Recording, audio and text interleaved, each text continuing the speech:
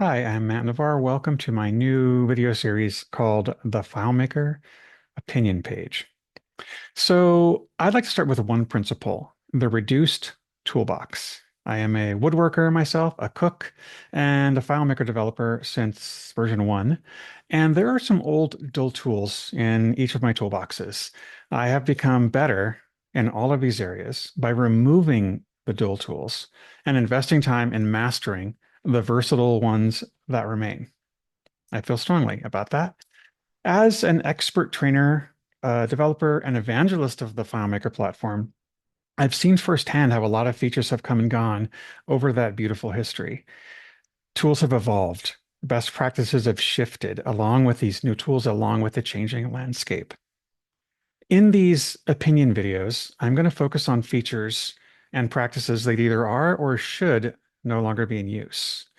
Why should we not use them? And what tools, what design patterns have replaced them? Some of these are kind of obvious, like the copy and paste script steps, and some of them are more subtle. Keep watching these videos to find out what those are. As we go, I'm really hoping to stir up some discussion and some controversy. These are opinions, and I would love to get feedback.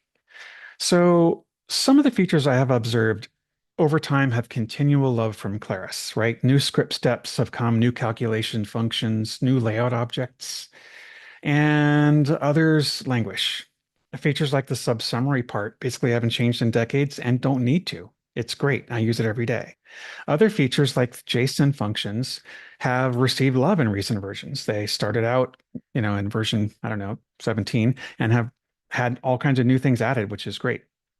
Other features like the chart tool, uh, maybe not so much.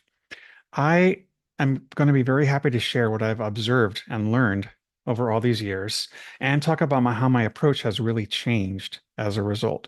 I am very much on a learning path and very happy to still be learning about this platform.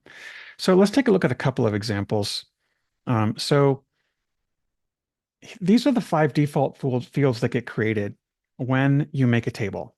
All 5 of them have problems, and I'm going to make a video talking about that. They're big, they break. This is the validation page tab for a field, and I would make a case that almost none of this should be used anymore. They're all from older versions, and they shouldn't be used, and I'll talk why. There's an if function, and there's a or if calculation and a case calculation. The case is a superset. Why would we use if?